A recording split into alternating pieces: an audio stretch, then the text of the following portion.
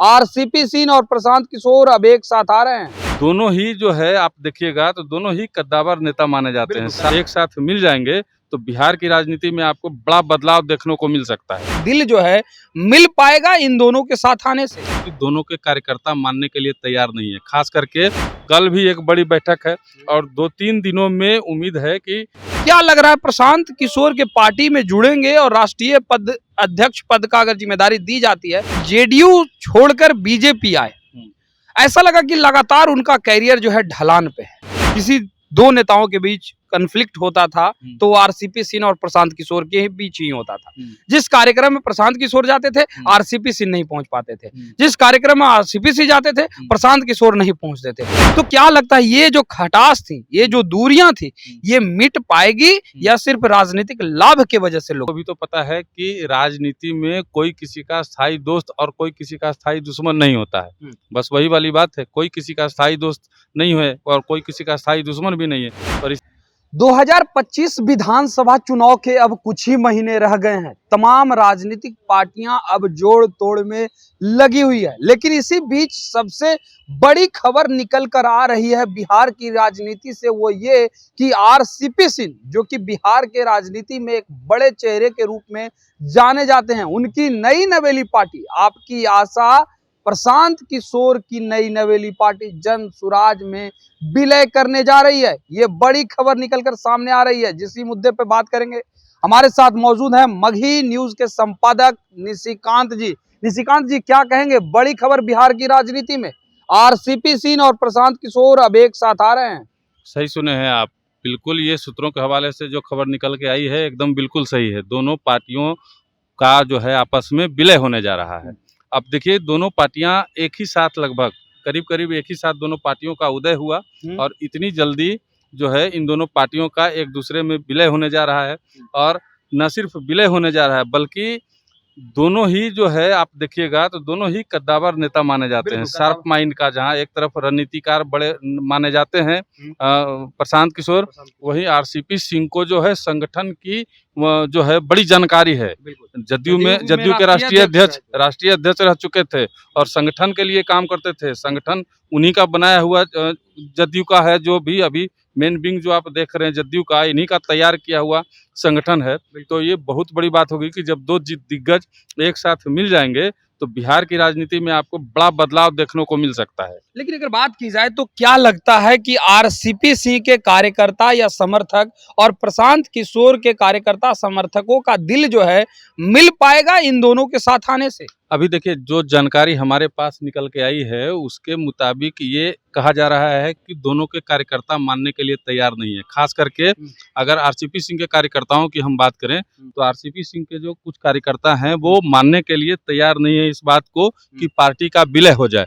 उनका कार्यकर्ताओं का ये कहना है कि गठबंधन कर लीजिए और दोनों आपस में मिलके जो है सीटों का बंटवारा कर लीजिए और उसके बाद चुनावी रणनीति में जाइए। लेकिन प्रशांत किशोर जी ने साफ तौर पे कहा है कि आप और हम दो पार्टी बना के अगर चुनाव लड़ेंगे, गठबंधन करेंगे तो कहीं ना कहीं मैसेज गलत जाएगा कि लोग जो है गठबंधन की राजनीति पे ये कर रहे हैं। हम नहीं चाहते हैं कि गठबंधन की राजनीति को लेकर के हम आगे बढ़ें।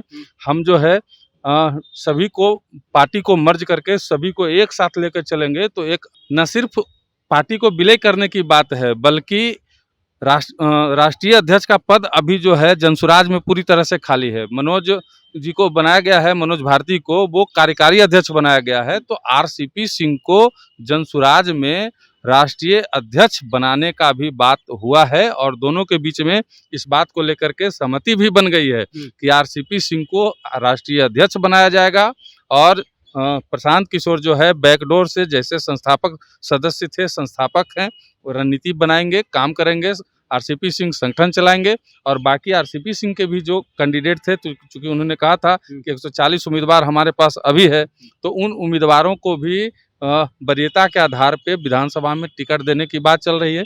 अभी कुछ बातों पे संशय है, कुछ कार्यकर्ता आरसीपी सिंह के जो है नाराज हैं इसको लेकर के, उनको मनाने का कार्यक्रम चल रहा है।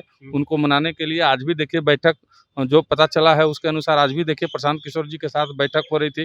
कल भी एक बड़ी बैठक है और 2-3 दिनों में उम्मीद है कि ये जो है पूरे पटल पे आ जाएगा। और सूत्रों के हवाले से जो खबर निकल के सामने आ रही है, बजाप्ते से जनसुराज प्रेस कॉन्फ्रेंस करके, जिसमें जो है प्रशांत किशोर, आरसीपी सिंह सहित तमाम जो नेता हैं, बड़े आरसीपी सिंह के समर्थक जो भी हैं या जनसुराज के जो भी बड़े नेता हैं, कार्यकारी अध्यक्ष हैं, वो सभी एक बार प्रेस कॉन्फ्रेंस करेंगे और उसी प्रेस कॉन्फ्रेंस में आरसीपी सिंह को जनसुराज का राष्ट्रीय अध्यक्ष बनाया जाएगा। एक दौर की बात की जाए अगर आरसीपी सिंह के कैरियर की, तो राष्ट्रीय अध्यक्ष, बिहार के वैसी पार्टी का राष्ट्रीय अध्यक्ष जो लगातार 20 सालों से सत्ता में है, वही उस पार्टी के राष्ट्रीय अध्यक्ष, केंद्रीय मंत्री रहे मोदी सरकार में, और उसके बाद जेडीयू छोड़कर बीजेपी आए।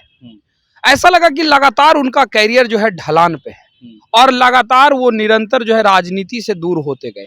क्या लग रहा है, प्रशांत किशोर के पार्टी में जुड़ेंगे और राष्ट्रीय पद, अध्यक्ष पद का अगर जिम्मेदारी दी जाती है, तो क्या लगता है कि जो उनका हाइप एक बना हुआ पॉलिटिकल बैकग्राउंड में संगठन चलाने का, लगता है कि उसका फायदा मिल पाएगा, या लगता है कि वो खोए हुए अपने राजनीतिक विरासत को पा पाएंगे दोबारा? बिल्कुल बिल्कुल बिल्कुल। आरसीपी सिंह न सिर्फ एक नेता हैं, बल्कि वो एक आईपीएस भी रह चुके हैं, आईएएस भी रह चुके हैं पूर्व में। तो उनके पास बहुत बड़ा अनुभव है संगठन को चलाने का, क्योंकि जदयू के राष्ट्रीय अध्यक्ष रहे थे। और खास करके जदयू के जब राष्ट्रीय अध्यक्ष रहे थे, तो जदयू की नीतियां जो है उनको पता है कि जदयू चुनाव में कैसे लड़ती है, जदयू चुनाव में क्या कर सकती है। तो कहीं ना कहीं अगर दोनों एक साथ मिल जाएंगे तो बहुत बड़ा नुकसान जो है एनडीए को दिया जा सकता है, क्योंकि उनको पता है सब कुछ। लेकिन मेरा एक सवाल रहेगा इस पर, कभी भी जब आपको पता होगा, आप राजनीति बहुत पहले से भी बिहार की राजनीति को समझ रहे हैं, परख रहे हैं, जब प्रशांत किशोर जदयू से जुड़े थे, उस वक्त अगर सबसे ज्यादा किसी दो नेताओं के बीच कन्फ्लिक्ट होता था, तो आरसीपी सिंह और प्रशांत किशोर के बीच ही होता था। जिस कार्यक्रम में प्रशांत किशोर जाते थे, आरसीपी सिंह नहीं पहुंच पाते थे। जिस कार्यक्रम में आरसीपी सिंह जाते थे, प्रशांत किशोर नहीं पहुंचते थे। तो क्या लगता है, ये जो खटास थी, ये जो दूरियां थी, ये मिट पाएगी या सिर्फ राजनीतिक लाभ के वजह से लोग जा रहे हैं? आप भी पत्रकारिता कर रहे हैं इतने समय से, काफी समय हो गया आपको, तो आपको भी तो पता है कि राजनीति में कोई किसी का स्थायी दोस्त और कोई किसी का स्थायी दुश्मन नहीं होता है। बस वही वाली बात है, कोई किसी का स्थायी दोस्त नहीं है और कोई किसी का स्थायी दुश्मन भी नहीं है। परिस्थितियां हैं, आरसीपी सिंह के पास भी परिस्थितियां उस हिसाब से सही नहीं है और इनके पास भी परिस्थितियां उस हिसाब से सही नहीं है। दोनों एक दूसरे में मर्ज कर जाएंगे, दोनों एक साथ मिल जाएंगे, तो दोनों को लग रहा है कि हम नीतीश कुमार और एनडीए की सरकार को उखाड़ के फेंक सकते हैं।